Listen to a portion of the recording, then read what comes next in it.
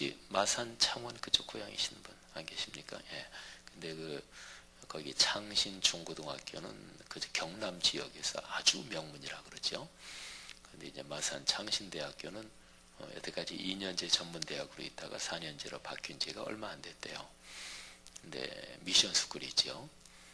근데 이제 미션 스쿨이라 그래서 우리나라 교육법 때문에 예수 믿는 사람만 받을 수 있는 게 아니죠, 그죠? 그러니까 요즘 또 젊은 사람들이 이제 기성세대들 이런 얘기 뭐 잘 따르지 않고 뭐 이런 전반적인 분위기도 있고, 그래서 미션 스쿨에 채플에 미션 스쿨이니까 이제 뭐 일주일에 한 번, 어느 대학은 2번 이렇게 채플이 있죠. 또 의무적으로 1, 2학년 때 뭐 아니면 어떤 학교는 뭐 졸업할 때까지 그 채플도 이제 참석 체크해가지고 출석 체크해가지고 학점으로 이렇게 하죠. 그러니까 이제 미션 스쿨 대학교의 채플 그 예배 설교하러 딱 쓰면 대략은 3분의 1은 자고 처음부터 나머지 중에서 한 절반 이상은 요즘은 다 이거 보잖아요, 그죠? 이거 이렇게 쳐다보고 그리고 이 목사가 설교하러 섰는데, 강사가 설교하러 섰는데 쳐다보는 애들이 별로 안 돼요.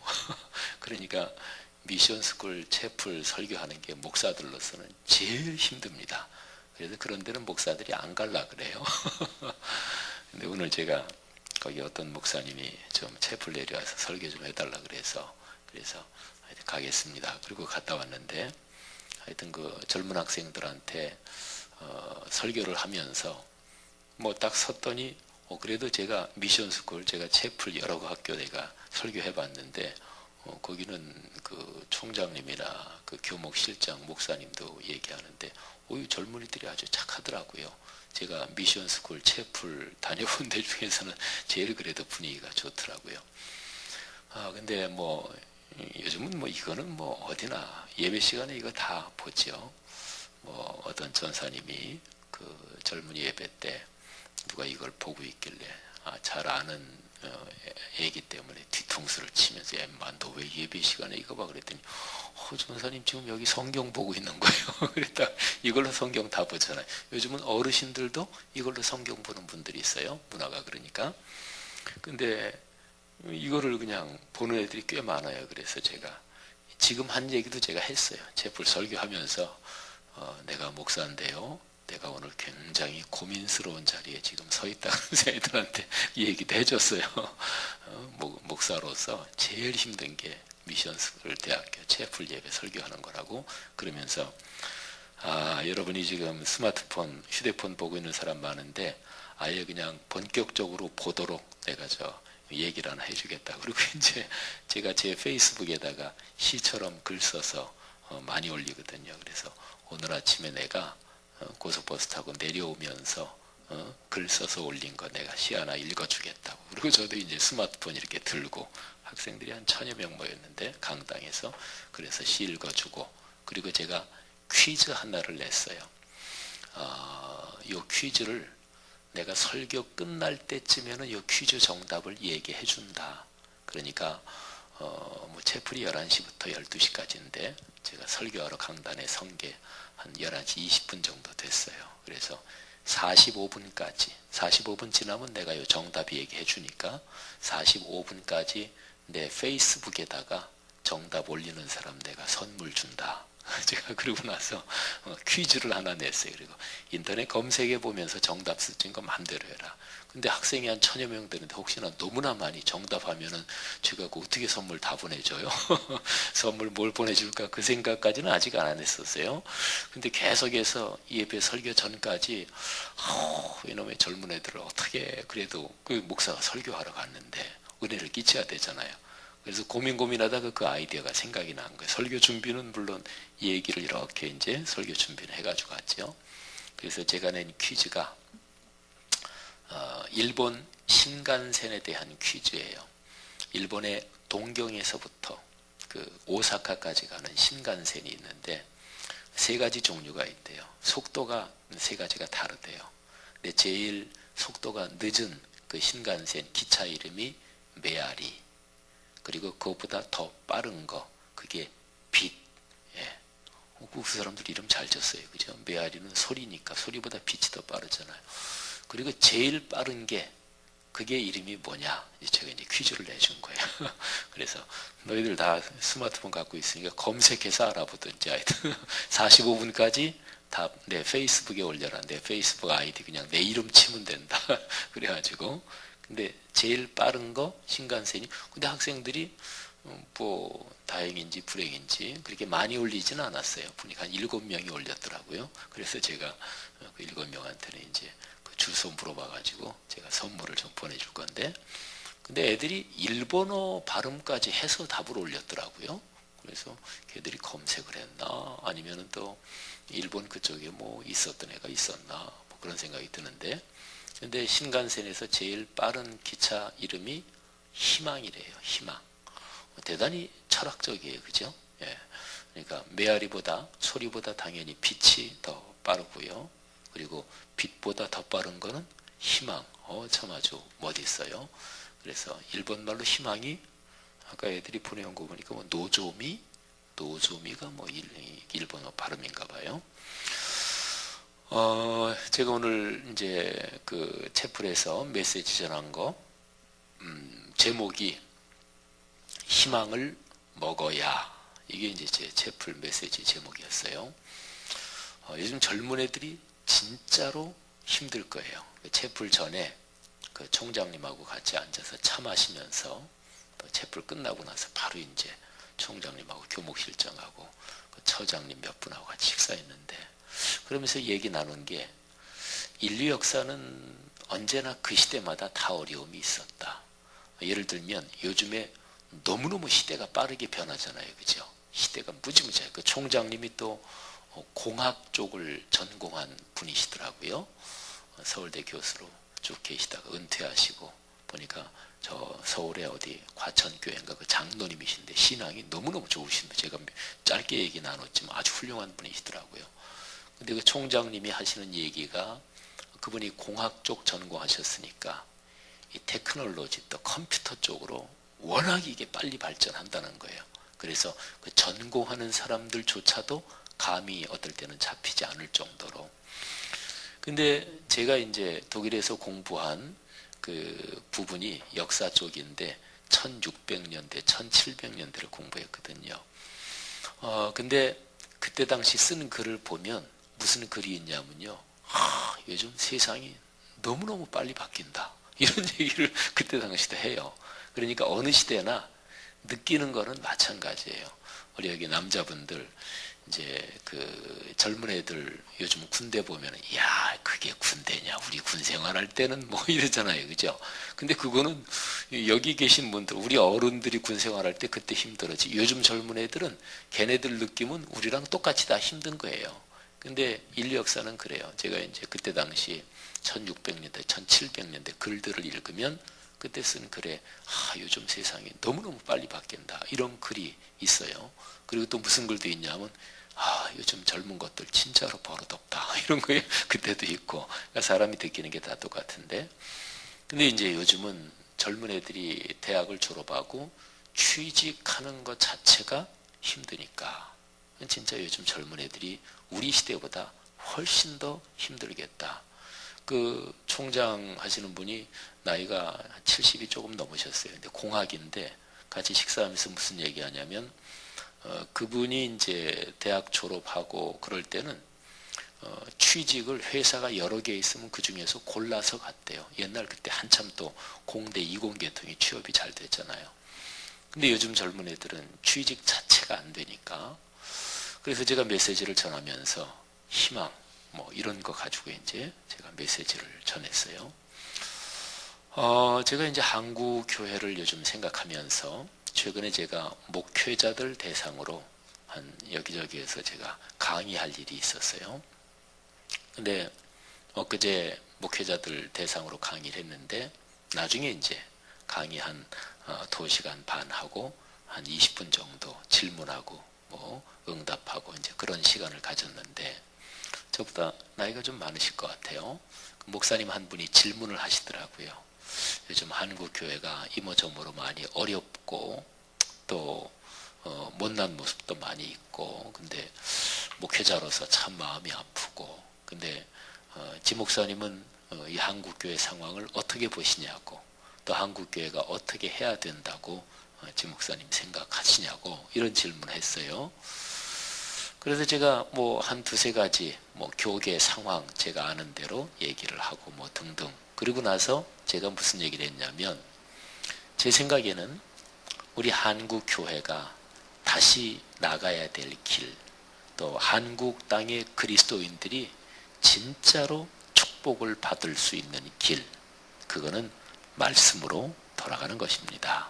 제가 이제 2시간 반 쭉 강의한 것도 제가 지난 주간에 한 번 했고 이번 주간에 한 번, 2번에 걸쳐서 제가 6시간 정도를 강의를 했어요. 그러면서 이제 지난 주간에 한 거, 이번 주간에 한 걸 이제 다 마무리하면서 한 20분 정도, 목사님들 혹시 제 강의 듣고 질문 있으면 질문하시라고. 그런데 이제 한 분이 그런 질문을 하신 거예요. 그래서 제가 몇 가지 얘기를 하고 난 다음에 하여튼 결론은 또 2번에 걸쳐서 6시간에 걸쳐서 강의한 것도 제가 말씀 묵상에 대해서 제가 강의를 했거든요.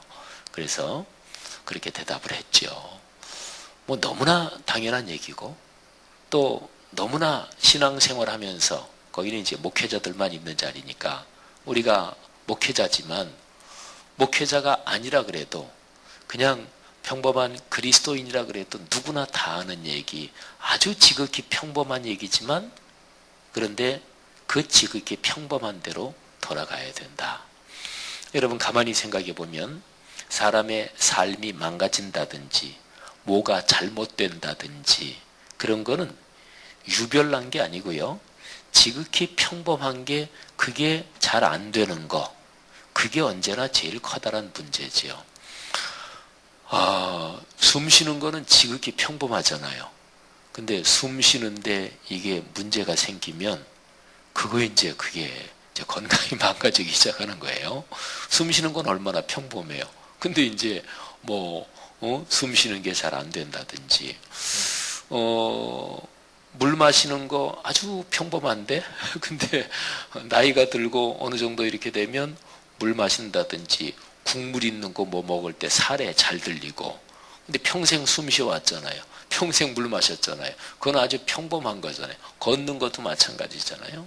그러니까 사람의 삶에서 또는 하나님이 창조하신 세계에서 문제가 심각하다 그러면 그거는 거의 대부분이 지극히 평범한 거, 지극히 당연한 거, 순리적으로 보면, 자연적으로 보면 지극히 그래야 되는 거, 이게 이제 안 될 때 그게 진짜 문제가 심각한 거지요.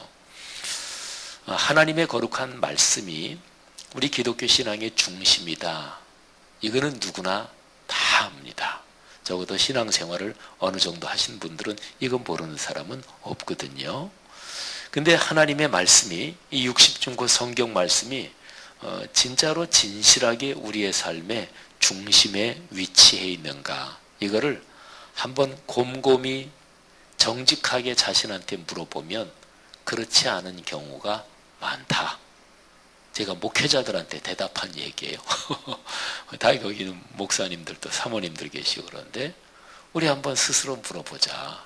우리가 목회자들인데 우리가 진짜로 하나님 말씀이 제일 중심이냐? 아니면 내가 교회에서 나는 목사로 살아가니까 목사로 살아가는, 말하자면 이것도 직종이 하나라 보고 이 직종에서 내가 성공해야지, 그게 더 중심이냐? 사실은 우리 목사들끼리 모이면 서로 심정이야 쉬운 얘기로 그냥 일반적으로 표현하면 같은 직종에 있으니까 서로 심정 뻔히 다 아는 거죠. 그래서 제가 한 얘기가 진실하게 한번 물어보자. 우리는 목사이기 때문에 성경 말씀 그래도 성도들보다 많이 알고 또 이 성경 가지고 말씀에 근거해서 설교하고 그러는데 이 성경 말씀이 진짜로 우리가 목사로 살아가는 우리의 삶에서 중심에 놓여 있고 최고의 권위고 가치인가 한번 물어보자.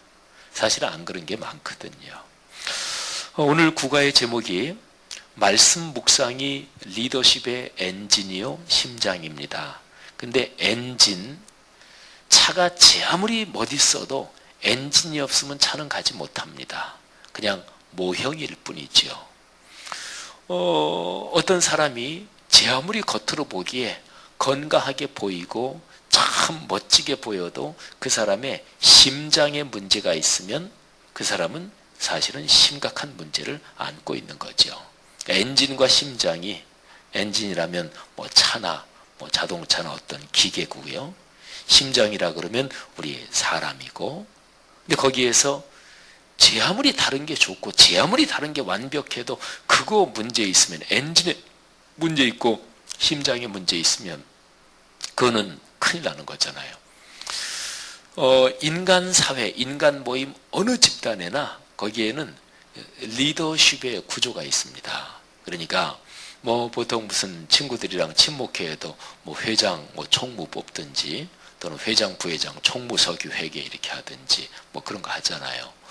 근데 교회는 또는 기독교적으로 본다면, 신앙적으로 본다면, 신앙의 입장에서 본다면 사람들을 올바른 대로 잘 이끌고 가는 그런 섬김의 리더십, 거기에서 심장과 같고 엔진과 같은 부분이 무엇일까? 그게 바로 말씀인 거지요. 근데 말씀이 우리의 삶으로 이어지게 하는 거, 그 방법이 말씀 묵상이잖아요. 그죠? 근데 그게 진짜로 중요하다 하는 거죠. 제가 성경에서 한 서너 가지만 제가 말씀을 드리면은요. 구약 성경에서 신명기가 굉장히 중요합니다. 그 역사적으로 일어난 사건 순서로 보면은요. 이스라엘 백성이 애굽에서 종살이하고 있다가 그 다음에 이제 거기에서 모세의 인도로 출애굽을 하지요. 근데 출애굽을 해서 시내산에 도착해서 그 시나이 반도 그 시내산에 도착해서 거기에서 하나님과 계약을 맺어요. 그리고 거기에서 하나님의 말씀을 받습니다. 돌에 하나님의 손가락으로 써주신 십계명의 돌판, 그거 비롯해서 다른 말씀들은 하나님이 해주신 거를 모세가 이제 나중에 다 기록하고 적었겠죠. 그래서 구약 성경이요. 오늘날 우리가 가지고 있는 이 구약 성경이 언제 제일 처음에 기록된 말씀, 그리고 명시적인 말씀으로 주셨는가? 그거는 시내산 언약을 맺을 때거든요. 그렇게 하고 나서 광야 생활 40년 하지요.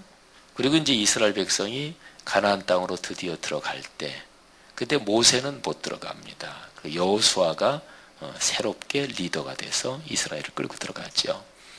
근데 모세는 자기가 40년 동안 백성을 이끌고 못 들어가는데 마지막에 이제 요단 강가에서 이 백성들한테 고별사를 합니다. 고별 설교라고 할 수 있겠고요. 근데 그 고별사의 내용이 신명기 전체가 그거예요. 그래서 신명기란 뜻이요. 신자가 새로울 신자입니다.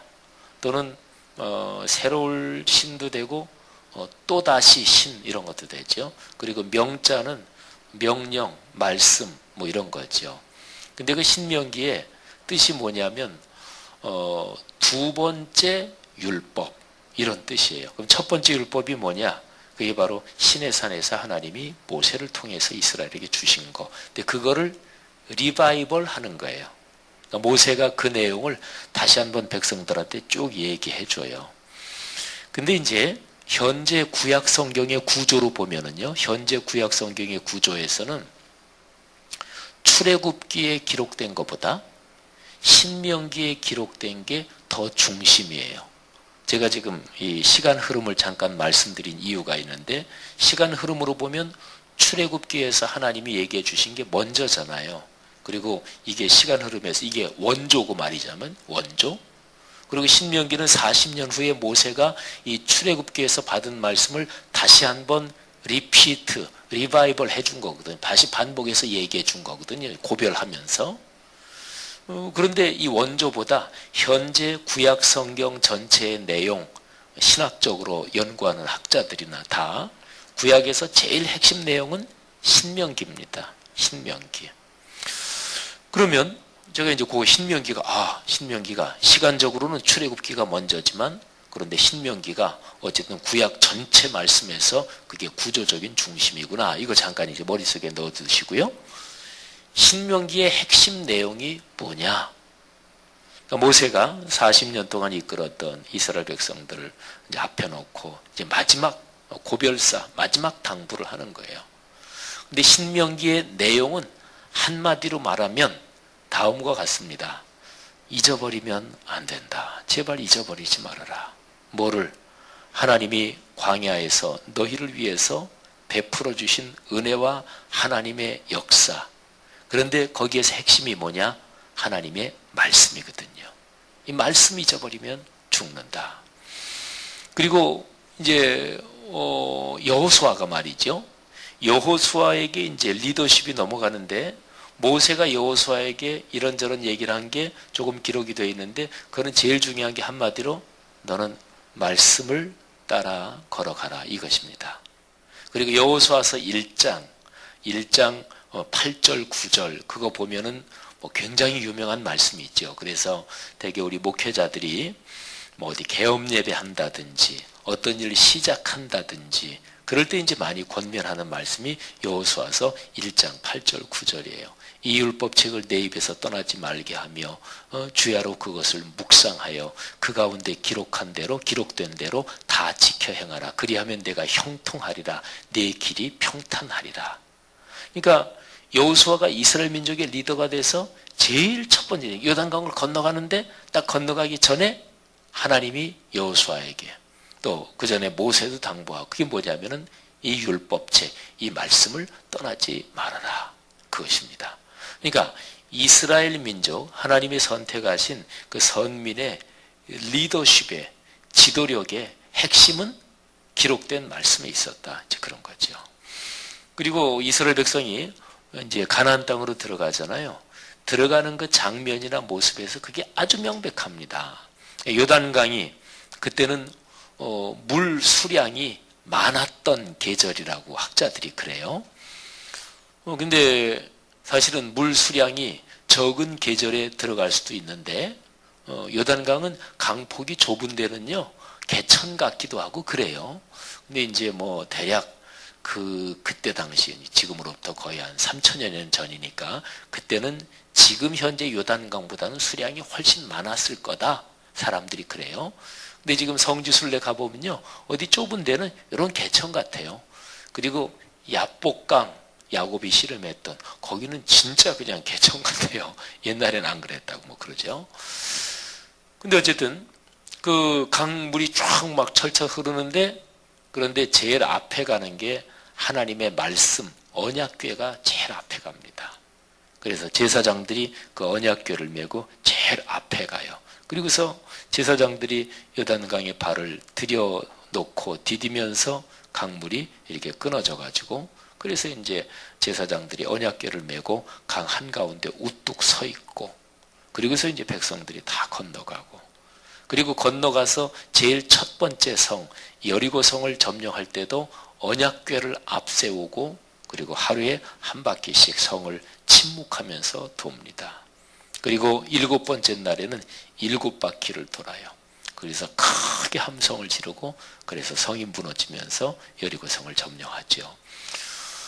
그러니까 이스라엘 백성들이요 애굽에서 나왔다. 왜 나왔느냐? 하나님의 말씀을 받기 위해서. 그리고 말씀을 받고 광야 40년 생활은 계속해서 말씀에 순종해야 된다. 그거 계속 훈련한 거거든요. 그리고 모세가 40년간의 지도자 모세가 마지막으로 당부한 게 말씀 잊어버리면 죽는다. 그리고 뒤에 이어지는 후계자 여호수아에게 모세가 당부하고 하나님이 말씀하신 게 이 율법책을 내 입에서 떠나지 말게 하며 주야로 그것을 묵상하여 그 가운데 기록된 대로 다 지켜 행하라. 그러니까 말씀이고 그리고 들어갈 때도 하나님의 거룩한 말씀 10계명의 돌판이 들어있는 언약궤를 앞장 세우고 그렇게 이제 가는 거죠. 다윗이 하나님의 특별한 사랑을 받았던 이유가 있을 거예요. 근데 다윗은 하나님의 말씀에 자기의 생명까지 걸었습니다. 하나님의 말씀의 권위, 그 영적 권위에 자기 생명까지 걸은 사람이에요. 그리고 다윗이 세상을 떠날 때 자기 아들 솔로몬한테 마지막 유언처럼 한 당부가 있습니다. 이 말씀의 길로 걸어가라. 그래서 솔로몬이 제일 초기에는 자기 아버지의 유지 유언을 정확하게 따랐어요. 자기가 왕이 되고 나서 얼마 되지 않아서 하나님 앞에 1천 번제를 드리잖아요. 짐승 1천 마리를 잡아서 번제로 바치면서. 근데 하나님이 솔로몬에게 그게 이제 참 이뻐 보이고 해서 하나님이 솔로몬한테 내가 너한테 뭘 해주랴, 뭐든지 얘기해봐라. 그랬더니 솔로몬이 딱 한 가지를 얘기해요. 제게 지혜를 주십시오. 근데 그 지혜란 말이 그 히브리 말 원문으로 제게 듣는 마음을 주십시오. 뭐를 듣겠어요? 그건 하나님의 말씀입니다. 바로 자기 아버지가 유언해 준 거지요. 자, 제가 여기까지 말씀드리고요. 자, 이거를 오늘날 여러분이나 저한테 한번 이제 적용을 해 보십시다.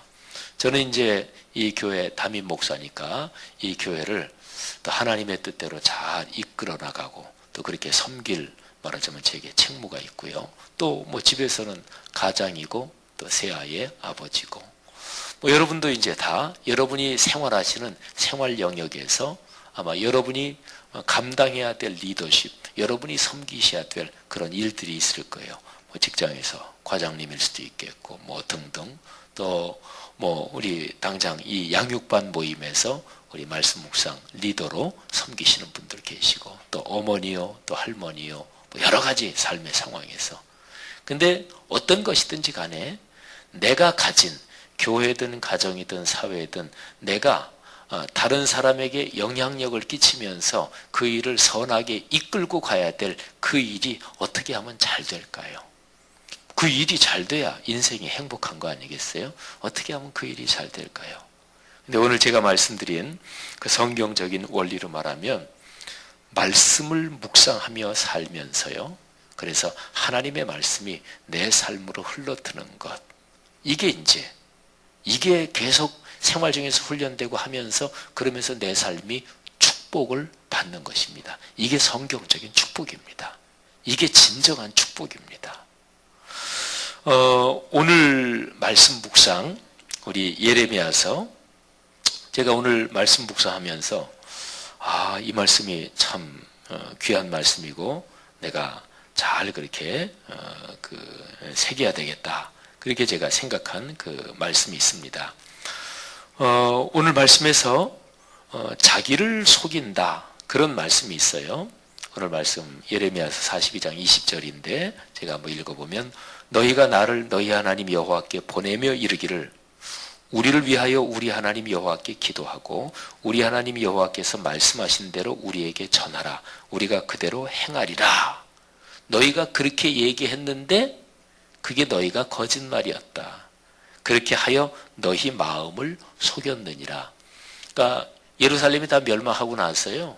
그리고서 예레미야 선지자도 그 멸망한 무리 가운데 있었거든요. 근데 다 망하고 이제 나머지 소수의 무리가 남아서 이 사람들이 애굽으로 도망가야 되나 어떻게 해야 되나 막 이런 상황 가운데 예레미야에게 이렇게 질문하는 거예요. 예레미야 선지자요. 하나님한테 좀 기도 좀 한번 해보십시오. 우리가 어떻게 해야 되는지. 하나님이 예레미야 선지자 당신한테 얘기해 준 대로 우리한테 전해주는 대로 우리는 하여튼 말씀대로 우리가 순종하겠습니다. 근데 이 사람들이 사실은 실제로는 애굽으로 간다. 그걸 이미 결정해 놓고 있었어요. 근데 결정 이미 해놓고 있으면서 말하자면 예레미야가 그쪽으로 지지해 주기를 바란 거죠. 근데 예레미야가 하나님께 또 기도했어요.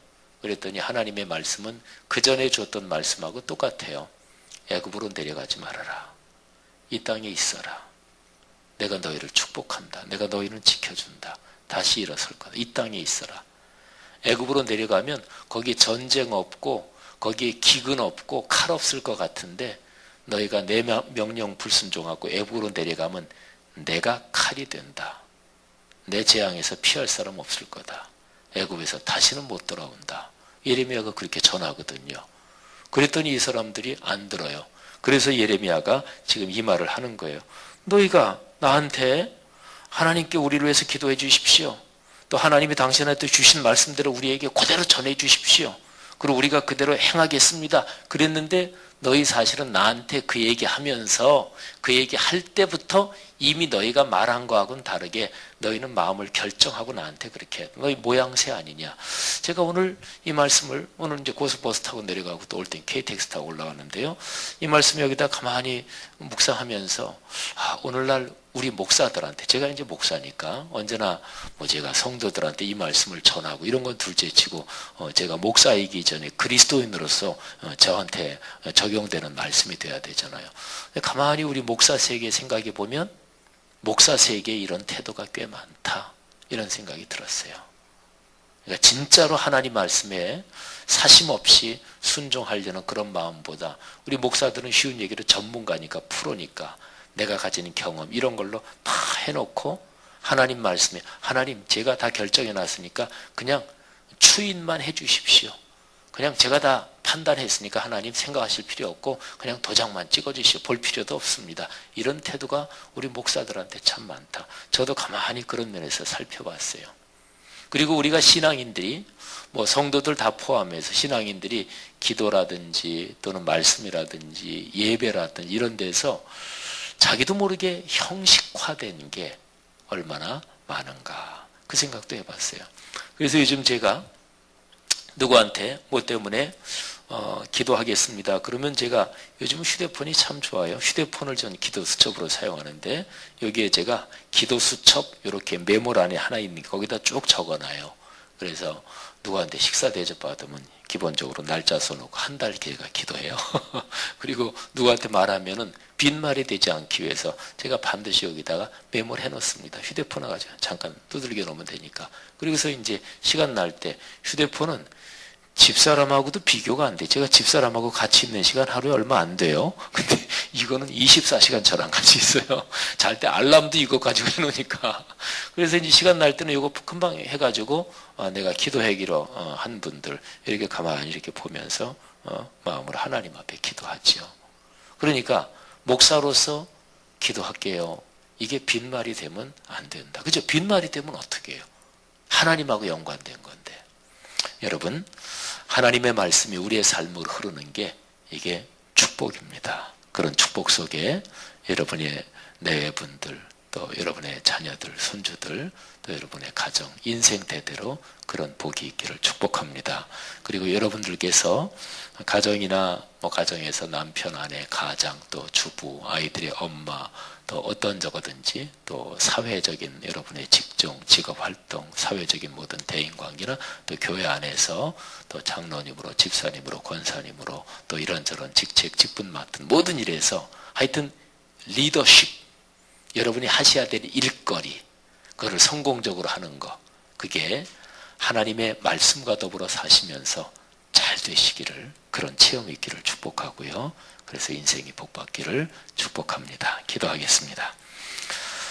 하나님 아버지 은혜를 진심으로 감사합니다. 거룩한 진리의 말씀 묵상하며 살 수 있게 해주셔서 감사합니다. 하나님, 여기에 양육반이라는 우리 신앙훈련 올해 이번 학기 프로그램에 같이 더불어 신앙을 나누며 우리 애쓰고 또 이 시간에도 모인 귀한 분들, 우리 리더분들, 또 같이 교제하시는 귀한 분들 축복해 주옵소서. 우리가 평생 하나님의 말씀을 묵상하며 말씀이 삶으로 이어지는 큰 복을 누리게 하옵소서. 예수 그리스도 이름으로 감사하며 축복하며 기도 올립니다. 아멘.